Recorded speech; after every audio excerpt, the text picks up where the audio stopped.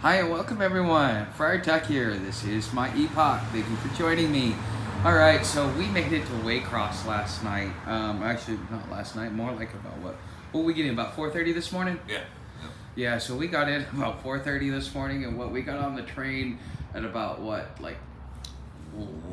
o'clock? Yeah, 1 p.m. Okay, so that was like about a 16-hour ride? Yeah. Wow, that was crazy. We started out for like 4 hours. No, we started out for about 6. Yeah. Yeah, and I kind of had that hunch that we were going to be siding out for about 6 hours, because I remember watching Slap talk about, yeah, I had to hang out in the yard for 6 hours, so I'm thinking maybe that's the longest that we actually get to wait in anywhere, it'd be about 6 hours. I mean, deductive reasoning. But anyways, we are back here. We are in Waycross, Georgia. So I am about 70, 80 miles from Jacksonville, which is kind of where I plan on stopping for a few days. And I'm gonna do, I'm gonna let some things catch up to me, because my food stamps, they don't kick in till for about another 7 days. And then also a lot of the money that I get that I'd be able to support myself with on the road doesn't come in for about another 10 days. And then all of a sudden I will be all in, I'll be like Uncle Scrooge, and I'll be swimming in my vault of money. But anyways, this is a Q&A for you guys. This allows you guys to ask me questions, see how the trip's going, ask what you want to ask. So there are some things that I'm learning, and I think I'm gonna probably put some of this over on the hobo tutorials, because now that I've got to learn trains, there's gonna be some of you that want to that have never done it, and you're gonna want to do something like that. Just a reminder, over on Patreon, there is you get a 7-day free trial, so you can go watch a lot of these videos, and if you find it valuable, keep on keeping on. I will not make another video for, actually, I gotta do the hobo tutorial before the end of the day today, so that it could be up and ready to go. So if you are a Patreon subscriber, part of the hobo tutorial tier, just go ahead, realize that that's gonna be up probably tomorrow. If not tomorrow, as soon as I get into Jacksonville, I'm going to catch up on a lot of the videos in which I've made commitments to make that haven't been able to do it because I've been on the road. But anyways, do you guys have any questions about the trip, how everything's going, things like that? Now, for those of you that are regulars here, from time to time I will get into a pinch and I will say, hey, look, it's a little rough. If you guys could help me out, great, fantastic, wonderful. If not, I understand. Things are getting tight around here. So, hey, Bushcraft. Oh yeah, things getting in at 4 o'clock this morning. I will tell you, this driver, man. How would you describe it, Fishbone? Like, would you call him like a new driver, or would you? Yeah, he was driving the train like he was driving a car. So next day it's like you're going and bam, bam, bam, bam, bam, bam, bam, like that, and so you couldn't even sleep on that train. It's almost like he made sure that we could not get any sleep. Oh my! Throwing around like a rag doll, man. Oh yeah, it's like Fishbone sits up and then the train jerks and he ends up in my lap. That was funny. It's coming to a stop. It's coming to a stop and it jerks a few times, and we're all standing there because we're in a boxcar. So for those of you guys because I didn't tell you guys, I ended up in my first boxcar yesterday. It was interesting. It was a rainy day. It was not as miserable as it could have been. So if we would have been in a grainer, how much worse would that have been? We would have been wet. Because of the little side panels, huh? Yeah. Okay, so that would have brought all the... Hey, Jeremy. I'm always in good spirits, guys. I mean, I'm always happy to talk to you. You guys are my family. You guys are the ones that I sit back, I talk to. You guys know more about what's going on with me than anybody else. You guys get to hear my deepest thoughts. I am currently in Waycross, Georgia, about 70, 80 miles from Jacksonville. Now, for those of you that follow me and because we talk about current events and stuff like that, I have a trivia question for you. I'll give you guys a couple minutes to answer. Do you know the significance of Jacksonville when it comes to military bases? Don't go look it up. If you know it, go ahead, put it in chat. If you don't know it, I'll tell you here in a minute. But yeah, we're in a tiny little town. What is it? Maybe like 5,000 people here, if that. I can look it up. Yeah, so there's like not even 5,000 people here. It's on a Sunday. You know, I mean, unless we hung out in front of a church and panhandled, it may not be a good day for us. So I mean, we ate all, if not most if not all of our food. You know, I mean, because you get on the train, it's like you don't have much of an appetite, and then you get on this train, and then all of a sudden you just start. 13,000. 13,000 people. Okay. So you know you get on the train and it's just like all of a sudden it's almost like you're eating out of boredom, and so you eat and you eat and you eat and you eat, and then but the thing is, a lot of the stuff that we've been getting, because we've been like going to food banks and you know, collecting hand-me-downs and stuff like that, it's a lot of empty calories. So yeah, we're getting the calories, but at the end of the day we're still hungry because we're not getting the proper nutrients. And so, I mean, you guys know that I'm traveling with these guys. This is the point where we may end up splitting up, because I'm heading to Jack. Yes, are you talking about you or me? Because I know I'm sleepy. I only got like 4 hours sleep. You know, and that was in a nice place. But I think Fishbone, you're going north to see a friend. And I think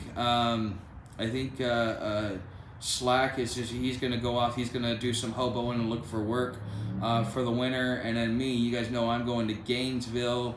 Part of me regrets making the commitment to Gainesville just because of how hard it is to get there. Because the way it is, if you want to kind of know where it is that I'm riding and kind of how it works, go look at the rail guide. Just do a Google search for rail guide, and it will show you the rail guide, and you can probably even find Waycross on there. But if you go to Florida, there between Jacksonville and Tallahassee, there is it's a Florida line. It's like a gray line, but I don't know how often it runs. And plus the place where I need to get off, so there is actually a little junction that takes a little offshoot that takes it into Gainesville. But for me, I'm gonna have to get off there at the junction, because the old lady, she got housed in Alachua, okay, so which is about 20 miles north of where that junction is, into Gainesville off of the rail line. So I may either part of the reason why I may end up waiting in Gainesville, or excuse me, in Jacksonville, is because either I don't know the train. I may hitchhike. I may save up some funds and take an Amtrak. I will never, as far as I'm concerned, now that I know how to ride rails, I will never take a Greyhound again. If I'm going to take anything traveling and I'm going to pay for it, it's going to be a train. And so I'm thinking, you know, maybe Amtrak, but I don't know if Amtrak goes out of there. But there are train tracks, so it should. You know, and then you got, you know, Tallahassee and Pensacola. So those are big spots there. So anyways, if you guys have questions, please go ahead, ask the questions, ask all that you want to ask. But you know, in some ways we're in a little bit of a pinch, not necessarily, but it would be nice if we could raise about $10 to $20 today. That will help us, because the food lines are what, Monday through Thursday? Yep. Yeah, so the food lines are Monday through Thursday. And then, I can't even get a shower, so and it's kind of dead here. I mean, unless we go hang out in front of a church. Jeremy from the block. Why did I ride there? It was another junction point. So, how do I explain this? Okay, so if you go and look at a rail guide, this will kind of help you guys understand why I stop and start where I am. Every time you go through a rail yard, that's a junction point. It's a point where you may want to get off, unless it's like a small rail yard. Waycross, from what I understand, likes are free. Yes, likes are definitely free. Don't forget the likes. It helps me out in the algorithm. Other people can watch this, yada, yada, yada.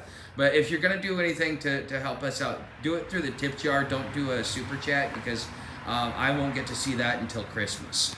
I missed the payout last month by $10.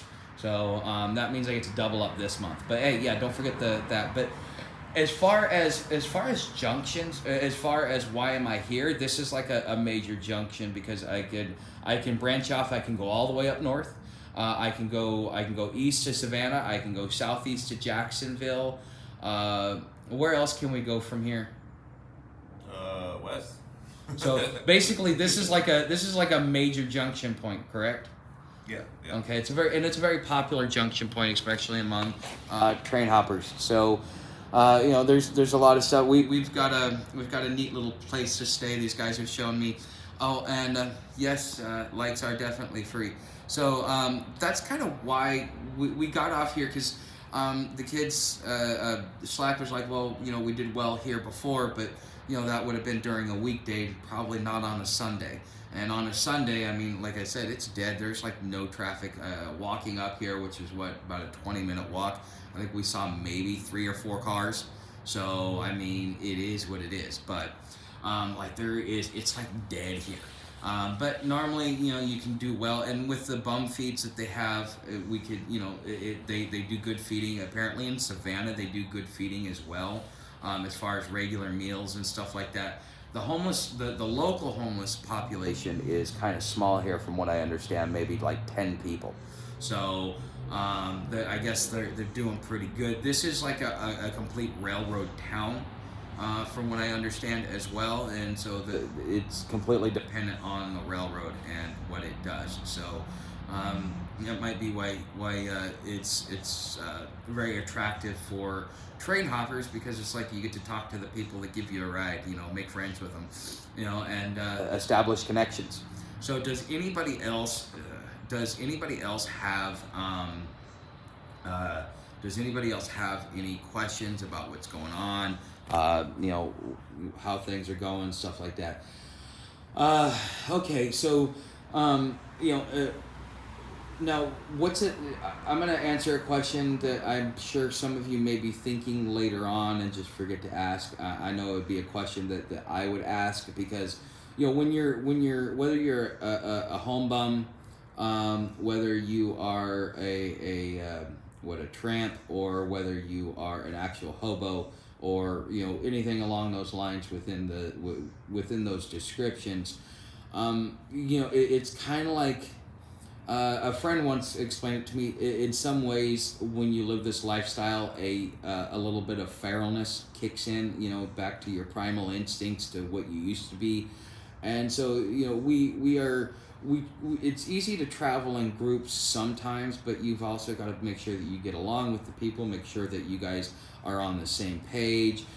Same skill level, things like that. So. These guys, they knew that they were teaching me, and I was green behind the ears, but what made this work is that everybody has their own stuff. I have my own stuff. I was able to get my own food, my own supplies.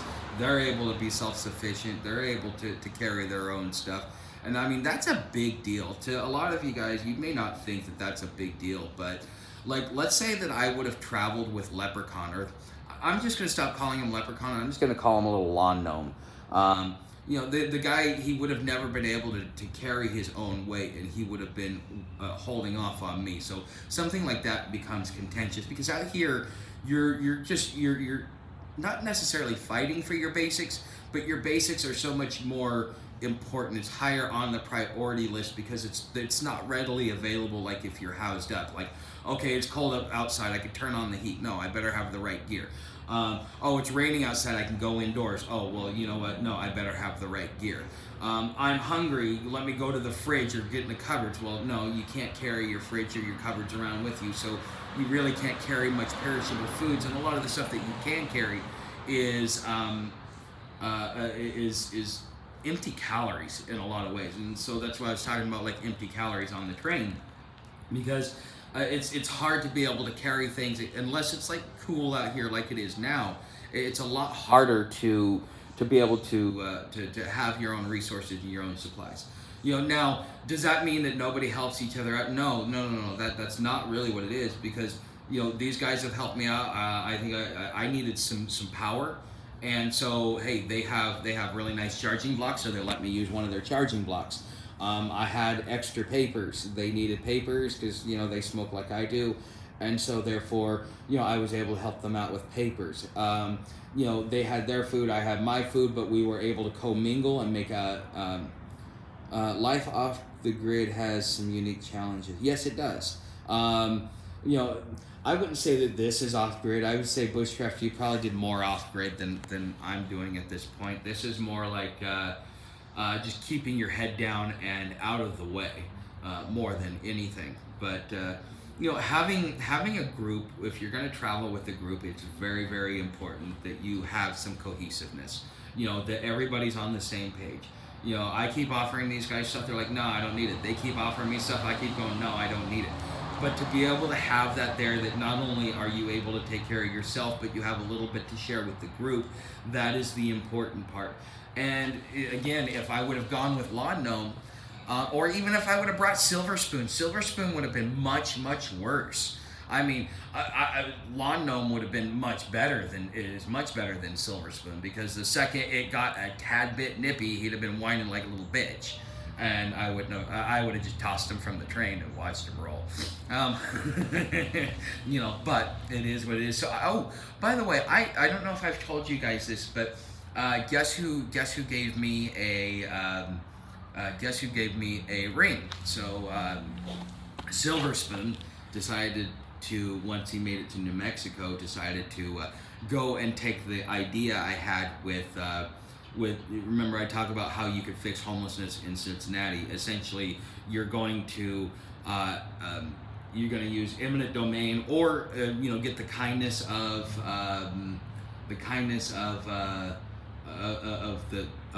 the building owner to let you kind of take it over and see what you can do with it, and then maybe work something out with you. But essentially, because the commercial market is imploding so much that most of these buildings are going to be abandoned because most people are working from home now.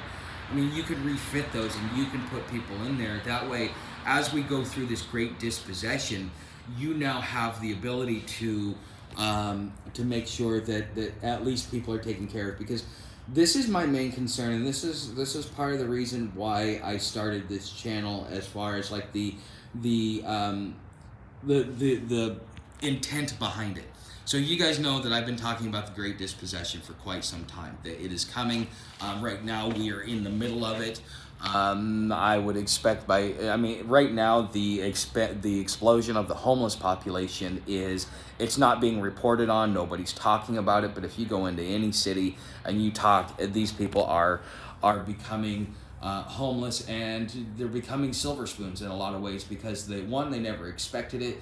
Two, they did a lot of the right things to be able to keep themselves going, but you can't plan for black swan events, and we keep having black swan event after black swan event, and again, a lot of that stuff doesn't even make the news. So when there's gonna be a point, and I think it may be sometime next year, where it's actually gonna make the news of how much the homeless population has exploded. So we may end up seeing somewhere around, this is just my opinion, not fact, but this is just based upon what I know about history and what I know about what could possibly come. I'll answer that in a second, Jeremy. You know, what it is that I know. And I think it'll be 3 in 10 Americans, okay? 3 in 10 adults, not children. So will end up being dispossessed in some form or fashion, whether they're able to go live with friends and family, whether they're able to couch surf, whether they are able to get back up on their feet, whether they do the full backslide, because it takes about a year or two to do a full backslide into full-on outside homelessness. That is a big thing. You know, is that nobody really counts the backslide. All they say, they see the final result and they go, oh, well, this is just the final result, and so therefore they just one day decided to come outside and become drug addicts. And it doesn't happen that way. As much as people would like to say, oh yeah, it happens. So no, what ends up happening is, in that backslide, you may end up picking up a habit, which then causes you to backslide even more, because you know you're defeated. You've kind of the whole world is just kind of like ripped the rug out from under you, and it can be really tough for an individual in that way. So we will start to see a lot more homelessness coming. And so what happens, because eventually what goes down must go up, what goes up must go down. This is a truism. And as truism, so the economy is going to crash, the dollar is going to go away, the economy is going to come back, and we're going to reestablish a new currency, probably the Fed now or whatever it is. So until that time, how do we, all these people that get dispossessed, how are we going to make sure that that they're not caught up, that the drug epidemic does not expand? How do we make sure that these individuals are able to be taken care of and kind of help them work on their issues? Because coming out here, it's gonna cause issues. So, oh, sorry, we got somebody here. Sorry, guys. But that's the overall concern that I have. So, like my experience in doing adverse possession with houses, and my experience in because when I had those two houses, I always gave the shelter the first shot to see if they had anybody that was ready to move into a place, until they sent me somebody that was like 5 or 10 days sober, and then she basically held my house hostage, and so I had to kick her to the curb. It cost me a lot. It eventually ended up costing me the first house quicker than it should have, but having that experience, I kind of have an idea of knowing what to do. So this is why Silver Spoon is contacting me, because I told him, I was like, yeah, you gotta go talk to a mayor, you gotta do this. So now the CDC is getting involved, which I find to be a little interesting. So the CDC is getting involved. The city planner is also who he's working with, and he's working with a small little city in New Mexico. But I had a talk with Bridget, and this is going to kind of leave me a little apprehensive, is that she was talking about there is a possibility that because the federal government has been throwing so much money at all this stuff for like drug rehab and all this other stuff to try and get these people back, and we're trying to move to a society that does not have dependency on drugs and alcohol and all this stuff. So places like LA, places like Oregon, where they are kind of they're creating like this whole magnet that is bringing these people there, so that they can eventually swoop them up, put them in FEMA camps, and I don't know what's going to happen to them afterwards. Okay, we just don't know. Okay, but this is something that is in the works. My great uncle warned me about this in the mid '90s. He told me that this was coming, and I thought he was crazy, but apparently he wasn't. So, I mean, there's a lot of this stuff that actually is going on. So, I think that he's going to want me to come down there and help him. I told him I need a contract because I don't trust him anymore.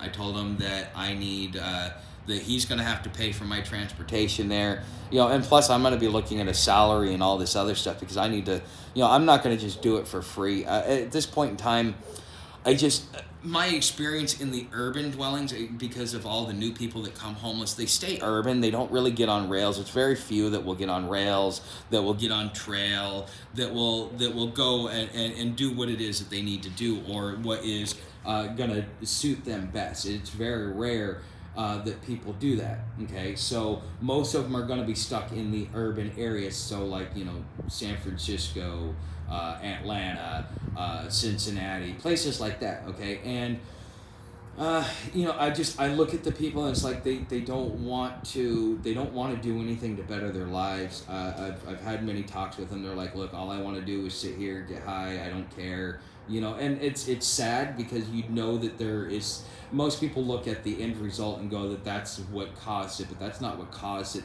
The drugs and the alcohol are the final result, it's the end result of everything they've gone through. And so going through this process is going to break you, but we need to be able to offer some sort of safety nets to help those that have some resilience to be able to keep their composure and keep their humanity and keep who they are as individuals.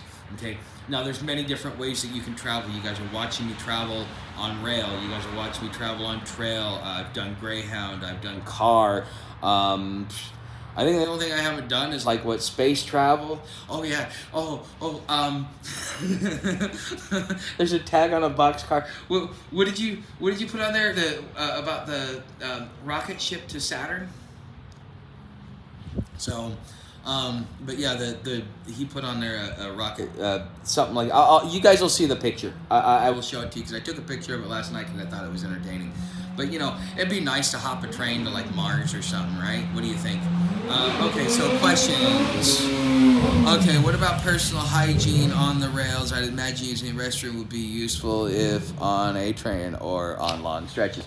Okay, so I had to experience this. I had to use the bathroom. I had to do a number 2 yesterday, and the train was stopped. This was during a 6-hour stop. We weren't sure.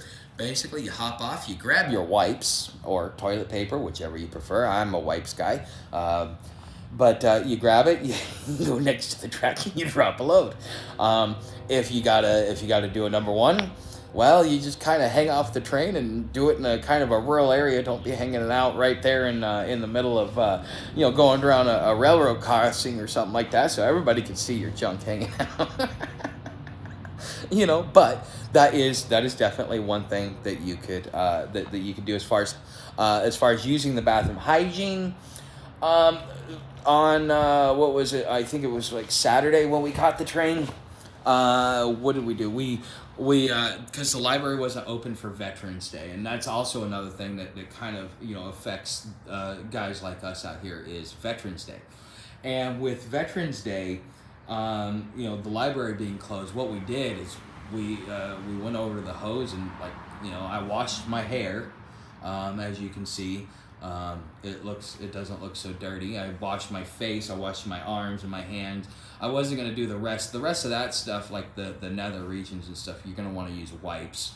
And some people, they carry wipes just for that reason, and then they just use toilet paper for everything else. So as far as hygiene goes, that's about the best you can do. When you get into a city, because you're hopping from major city to major city, from junction to junction, there's generally resources, and in a lot of cities, with the exception of a few, you are able to get shower, you're able to get meals and stuff like that, but it's dependent upon when they feed and when they don't feed. Like here, they feed Monday through Thursday, so Friday, Saturday, Sunday, they don't feed. So if you don't have any food, you're kind of screwed.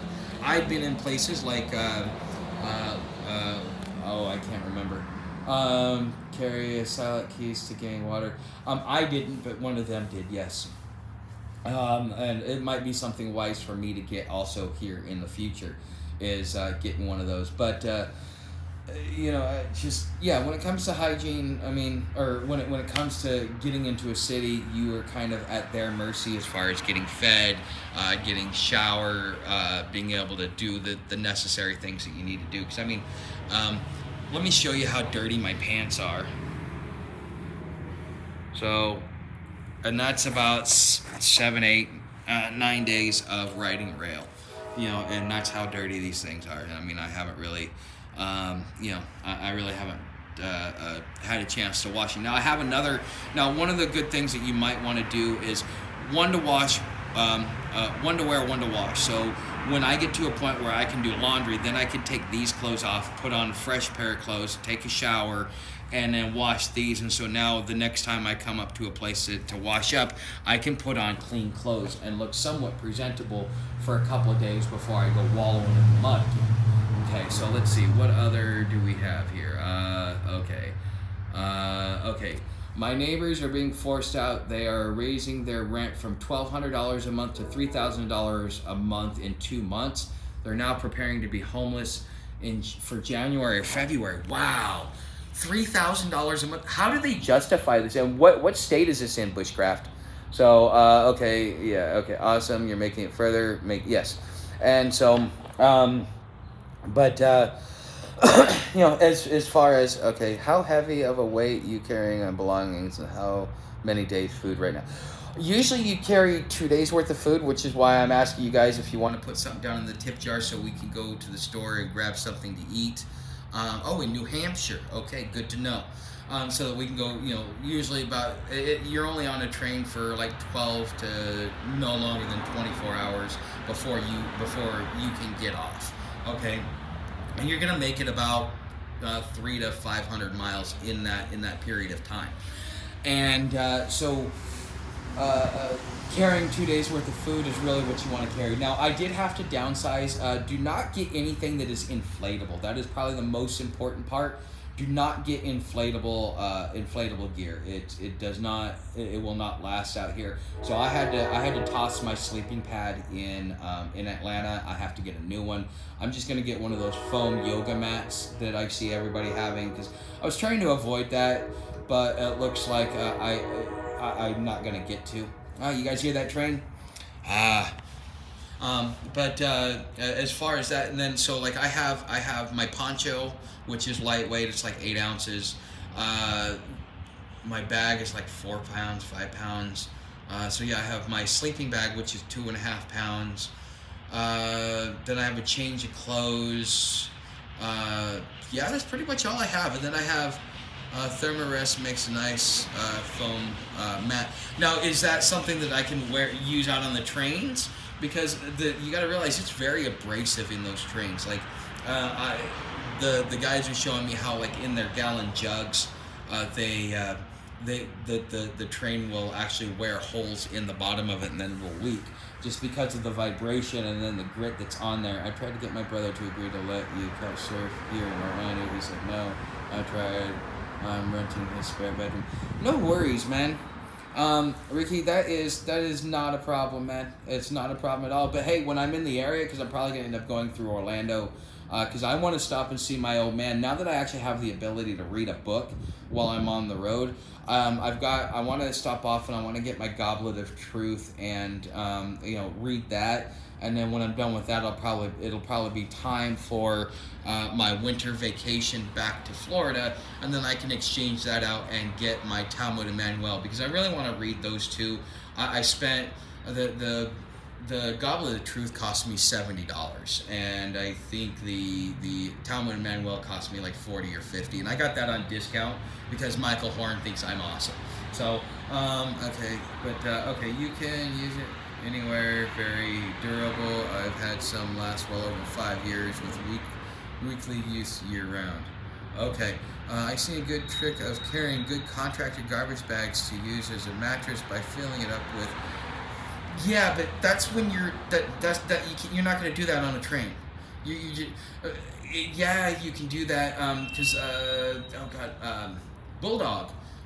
In Gainesville last year. If you guys remember the interview that I did with Bulldog, that was one of the things he was talking about, was to set up a pile of leaves so that you had your own little thing, and then he would for like the rainy season, you gotta build it all on top of crates so that you stay dry, because it'll flood in certain areas, so you got to be careful about that. But that's one thing to do. But hey, if you guys have any more questions, let me know. Also, Cherokee, that's more of a survival plan. Yeah, exactly, bushcraft. So yeah, that's something that, like, if you're in the woods, yeah, but you're not going to take that on the train, not at all.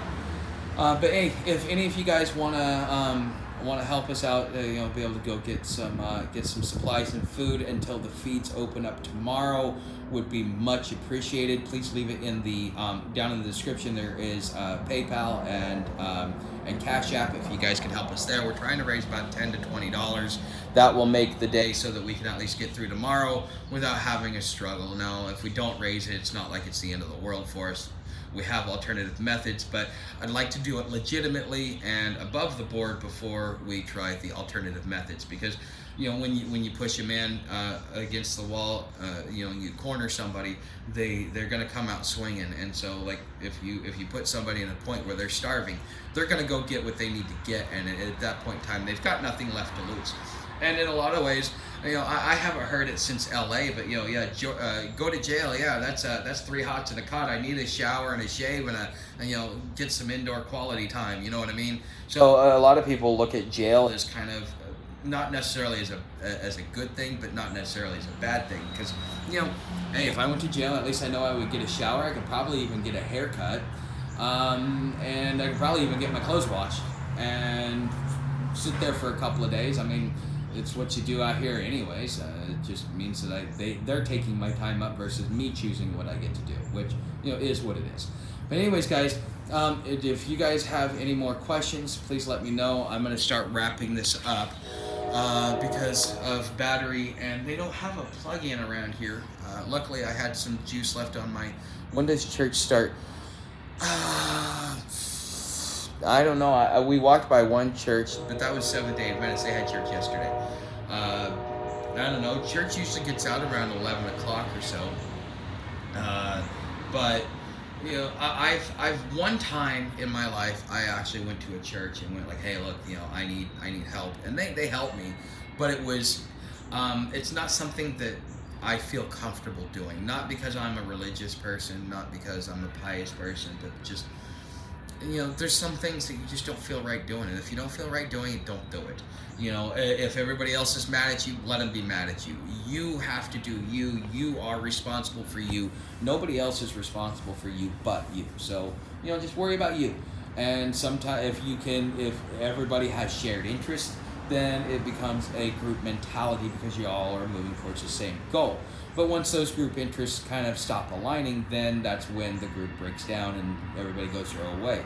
For example, these guys are going their separate directions from here, and I'm going my separate direction. So we're no longer going in the same direction. So our common interests are not, at this point from moving forward, our common interests are not completely aligned, but as far as like directions we're going and traveling as a group. But if you do travel as a group, also realize you got to take some time for you.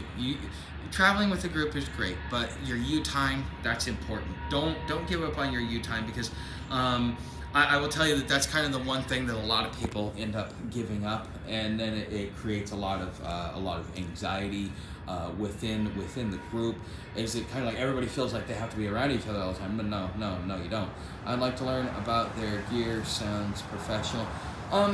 Yeah, I mean, I like what Fishbone has, and I'm going to probably end up doing. He got a really nice backpack. It's but it costs like $300 for that backpack. It's a nice backpack. But he wears Carhartt pants and a Carhartt jacket, and I'm sitting there just drooling over, going, man, that is awesome. I wish I had something like that. That would be cool. Now, you know, a hammock is going to be necessary. You're going to have to be used to sleeping on the ground. Most of the time, if you're hopping trains, you're not really going to be sleeping urbanite.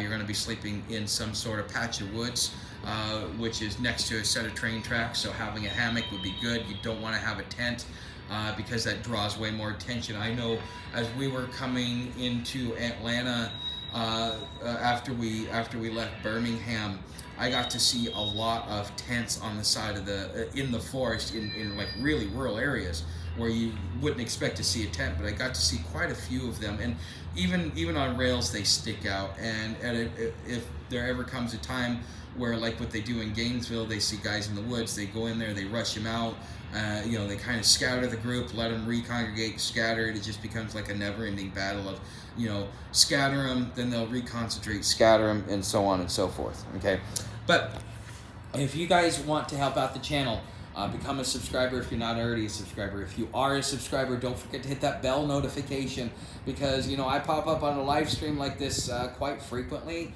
And, you know, I'll give you like 10 or 15 minutes notice for YouTube to kind of put their thing through. Let's see. Yeah, well, you also have the tip jar down there. You have Patreon, and Patreon is definitely... if I had a choice between you leaving me a tip in the tip jar or becoming a Patreon member, I would rather you become a Patreon member, because one, it's long term. Two, it's what most people call quid pro quo. I'm giving you something, you're giving me something. I'm giving you value, which is I'm creating content that is educational, that will help you be better if you ever have to live this lifestyle.